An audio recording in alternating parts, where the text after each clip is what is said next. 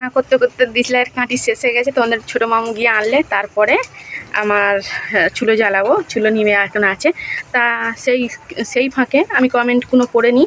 প্রথমেই আমাদের ইসলাম শরিয়াতে আছে প্রত্যেকটা মুহূর্ত, প্রত্যেকটা ক্ষণে সব কিছু মানে আল্লাহ যেমন রেখেছে আমাদের বলতে হয় আলহামদুলিল্লাহ ভালো আছি। আল্লাহকে একটা শুকরিয়া জানানো যে আমরা ভালো আছি। তা আমার ভাইটা বলেছে যেমন পরিস্থিতিতে থাকো আলহামদুলিল্লাহ বলো আপা। হ্যাঁ, আমি প্রত্যেকটা পরিস্থিতিতেই বলি আলহামদুলিল্লাহ। ছোট্ট একটা কারণ বলি, যেটা তোমরাও জানো, উপরন্তু আমিও তোমাদেরকে প্রত্যেকটা আপডেট দিই। কারণ কিছুদিন আগে আমি একটা জিনিস ছাড়িয়ে দিয়েছি, তা আমার কাছে একটা পয়সা ছিল না, একটা টাকা ছিল না। তোমাদের দুলাভাই সেটাও জানে, আমার কাছে 1,500 টাকা ছিল, আমি বাজার করেছি। তোমাদের মামুর কাছে 3,500 টাকা ছিল, ও জিনিসটা ছাড়িয়ে দিয়েছে। তা আমি জানি তোমাদের দুলাভাই কাজ করেছে যা, ওতে সবজি ফবজি কিনে দেবে ও হয়তো। তা সেই মুহূর্তে ও তার যেই দিনকে ও টাকা পেয়েছে সেই দিনকে সন্ধ্যেবেলা মদ খেয়ে ঘরে এসেছে। হয়তো 200 টাকা খরচা করেছে, 1,000 টাকার কাজ, 1,500 টাকার কাজ করেছে, 1,000 টাকা দিয়েছে, 500 টাকা বাকি আছে, 500 টাকা বাকি আছে। তা 1,000 টাকা দিয়েছে। আমি জানি 2-3 দিন সবজি কিনতে পারবে, কারণ আমি তার মধ্যে আমি কাজ করেছি, পয়সা পেয়ে যাব। তোমাদের বড় মামু কাজ করবে, সেও পয়সা পেয়ে যাবে, তখন আর আমাদের অসুবিধা হবে না। তা আমি আমার কাছে 5টা টাকা রাখিনি, আমি বাজার করে নিয়েছি। তা উনি চলে যাওয়ার পরের দিনকেই আমার সাকিবুল সকালবেলা মানে স্কুলে যাবে, কান্দেছে মা। আর আমার মেজাব্বার জ্বর, ও দোকানে খাবার আনতে গেছে, বকেছে। বকার পরে আমার সাকিবুল এসে কান্দেছে যে মা আমি 5 টাকার খাবার আনতে গিয়েছি, আমার নানু ভাই বকেছে।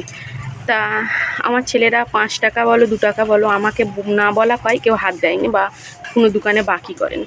তখন আমি বললাম আল্লাহ গো, তা আল্লাহ যা করে ভালোর জন্যই করে, আর যেটা করবে ভালোর জন্যই করবে। আমি জানি প্রত্যেকটা মুহূর্তে আমার সাথে আমার আল্লাহ আছে, আমার কোনো দিক দিয়ে কোনো কিছু অসুবিধা হবে না বলে আমি ওকে বললাম এখানে এই যে দোকান আছে, এই দোকান থেকে খাবার নিয়ে চলে যা, আমি দেখছি, একটু বেলা হোক, আমি দেখছি তোর পয়সা। ও 10:30টার সময় কান্না করেছে, ঠিক 11টা বাজে একটা কোথাকারের ডাবওয়ালা, আমি জানিনি, ডাবওয়ালাটা এসে বলতেছে ও ভাবি ডাব দেবে, তোমার কাছে কটা ডাব হয়েছে।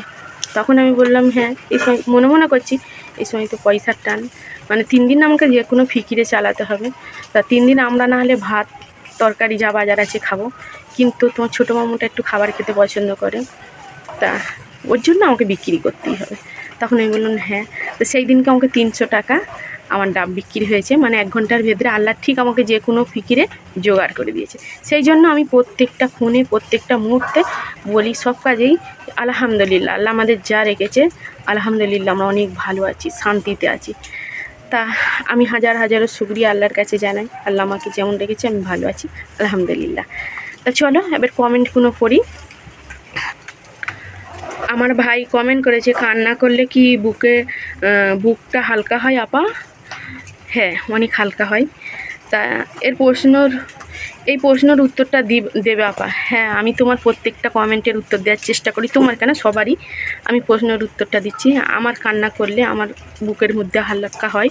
যারা নীরব বা যারা চিল্লে কথা বলতে পারে না, তাদেরকে আমি মনে করি আর একটু কান্না করলে অনেকটা হালকা হয়। আর আমি যে কান্না করি আমার আল্লাহ ছাড়া কেউ দেখে না। আমার ঘরের ভেতরে 4 দেয়ালের মাঝে আমি কান্না করি, বা আমার কাজ করতে করতে কাঁদি, আমি আল্লাহর কাছে কাঁদি। আমার কান্না হলো সঙ্গী, কারণ আজ 10 বছর আমার বাবা মারা গেছে। আমার সবথেকে প্রিয় মানুষ ছিলেন আমার বাবা, আমার আব্বা। আমার আব্বা কোনো দিন আমার নাম ধরে ডাকতো না, মা ছাড়া কথা বলতো না, সেই ডাকটা খুব মিস করি। আর আমার মা রাগ করতো, ঝগড়া করতো, আবার অনেক ভালোবাসতো। আমার মায়ের একটা কথা খুব মিস করি, আমার মা যেটুকু খেত গালের ভেতরে যেত সেটুকুনি খেত, তারপরে বলতো মা আমি ছাড়া তোর পেটের খোঁজ কেউ নেবে না। এই কথাগুলো বলে, এই কথাগুলো মিস করি। কিন্তু আমার 2 ছেলে আছে আলহামদুলিল্লাহ, যারা সবসময় আল্লাহ চেয়েছে বলে 2টো ছেলে আমার মনের মতো হয়েছে, যারা সবসময় আমার পেটের খোঁজ বা আমার মনের খোঁজ রাখে। আমি যখন কাঁদি তোমাদের ছোটো মামু বলে কী অসুবিধা হয়েছে মা, বলো না। তোমাদের বড় মামুর সামনে তো কান্নাই যাবে না, সে খালি বলে তোমার জন্যই আমি এত কষ্ট করি। আমি সারাদিন রাত যদি কাজ করতে বলে করি, কারণ আমার মায়ের চোখের পানি না পড়ে। ও জীবনের সাথে অনেক লড়াই করছে, আর বাকিটা ইতিহাস পরে আবারও তোমাদের কাছে বলবো। তা এটাই হলো, কান্না করলে অনেকটা হালকা হয়। আর আমি তোমাদের দুলাভাইয়ের জন্য যেটা কান্না করি সেটা হলো, তোমাদের দুলাভাইয়ের আজ 20 বছর ঘর করছি, ওর মনটা এখনও বুঝতে পারছি না। আমি হয়তো ওকে নিয়ে সন্তুষ্ট, ও হয়তো আমাকে নিয়ে সন্তুষ্ট নয়, সেই জন্য হয়তো মদ ফদ খায়। তো এটা আমি চাই ও আমাকে নিজে যেদিনকে বলবে আমি ওকে মুক্ত করে দেবো, মুক্ত আকাশে ছেড়ে দেবো। আমার কোনো দাবি থাকবে না, কোনো দাবি দাবা নেই ওর প্রতি। আমার 2টো সন্তান আছে, এদের নিয়ে আমার এদের প্রতি কর্তব্য বা এদের প্রতি আমার একটা এদেরকে আমাকে বড় করতে হবে, মানুষ করতে হবে। তা তোমার একটা মদ খেলে বুকের ব্যথা কমে, আমার ভাই বলেছে। তা আমি মনে করি যতটা পারি তোমাদের দুলাভাইয়ের ব্যথা সামলানোর চেষ্টা করি, কিন্তু আমি পারি না। আমি ব্যর্থ মানুষ, ব্যর্থ একটা মানুষ, নিজের স্বামীর মনের মতো স্ত্রী হতে পারিনি, সেই জন্য আমি ব্যর্থ। তা এই কথাটা, সামান্য কিছু কথার জন্যই আমি তোমাদের দুলাভাইয়ের কাছে আমার মানে কষ্ট হয়। কী বলো তো, যে আমি নীরব প্রকৃতির মানুষ, আমি সত্যি কথা বলতে ভালোবাসি। আমি যা বলি সামনে বলি, আমি সেটাই চাই, যেটা ওর মনের ভেতরে আছে সেটা সামনে বলে দিই। একটা মানুষকে যে সারা জীবন নিয়ে সংসার করতে হবে ভালো না লাগার কারণেও, আমি সেটা চাই না যে আমার জন্য কারোর জীবন নষ্ট হয়ে যাক বা আমার জন্য কারোর অন্ধকার জীবন নেমে আসুক, এটা আমি চাই না। ও এটা যদি বলে যে আমি তোমাকে আর ভালো লাগে না, আমাকে নিয়ে যে ঘর করতেই হবে এটা কোনো মানে নেই। আমার কাছে আমার 2টো ছেলে হলো আমার শান্তি। আমি কি পেলাম কি পেয়েছি সেসব আমি কিছুই হিসেব করিনি, কোনো দিন আমার আল্লাহকে দোষারোপ করিনি। আমি মনে করি আল্লাহ যা কপালে রেখেছে সেটাই আমার জন্য ভালো, আর যা আছে সেটাই আমি ভালো। আমি যা পেয়েছি অনেক কিছু পেয়েছি তার জন্য। তা সেই জন্য ওর কাছ থেকে এই কথাটা আমার শোনার জন্য, যে ওর মনের ভিতরে কী আছে সেইটা ক্লিয়ার করলে আমার আর কোনো দুঃখ থাকবে না, কোনো কান্না থাকবে না। আর এমনি বাবা মার জন্য দুঃখ হয়, যারা তো ছোটোবেলা থেকে বড় করেছে, তাছাড়া বাবা মা দুজনই কেউ নেই, সেই জন্য কষ্ট হয়, এই জন্য কাঁদি, হালকা হয় মনের ভেতরে, অনেকটা বুকটা হালকা হয়। কারণ ঘুমিয়ে থাকলে অনেক কষ্ট হয়, ঘুমে ঘুমে কাঁদলে, ওই জন্য মাঝে মধ্যে একটু মানে চিল্লামি কাঁদিনি, মানে একটু করে কাঁদি। তা এই প্রশ্ন, আমার ভাইয়ের প্রশ্নের উত্তর দিতে পেরেছি, একটু কাঁদলে হালকা হয়। আরও প্রশ্ন আছে আমার ভাইয়ের, আরও কমেন্ট আছে, প্রশ্ন নয়, পড়ি। আমার ভাইয়ের বোন ভালোবাসা চিহ্ন দিয়েছে, তোমাকেও অনেক ভালোবাসা, ভালো থেকো, সুখের দিন একদিন আসবেই আপা ইনশাল্লাহ। সুখের দিন বলতে আমার খাওয়া পড়া বা আমার বিলাসিতা, আমার কোনো কষ্ট নেই। কষ্টই তো বললাম তোমার দুলাভাই ওর মনের কথাটা জানতে পারলে সব থেকে সুখী আমি, হয়তো পৃথিবীর সব থেকে সুখী মানুষ আমি হতাম। আমার সুখ বলতে আমার খাওয়া পড়া, আমার কোনো অভাব নেই। আমি নিজেও মেহনত করি, অনেক মেহনত করি, আমার সন্তানও করে, যতটুকু ভালো থাকার জন্য আলহামদুলিল্লাহ ভালো আছি। কিন্তু একটা মানুষের, আমার খালি ওইটাই প্রশ্ন তোমাদের দুলাভাইয়ের ওই মনের কথাটা জানার জন্য।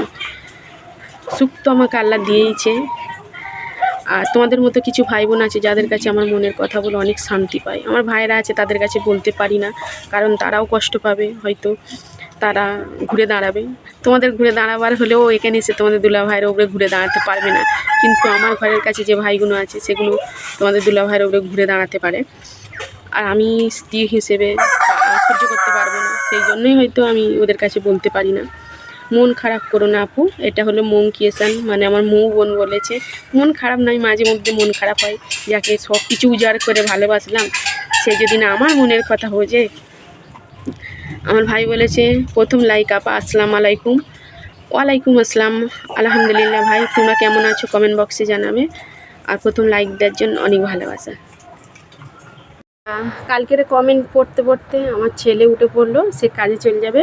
তা আমার ছেলের ফোন আমি তো ভিডিও করি, সেই জন্য আর ভিডিও বলা হয়নি, তা কমেন্ট পড়াও হয়নি।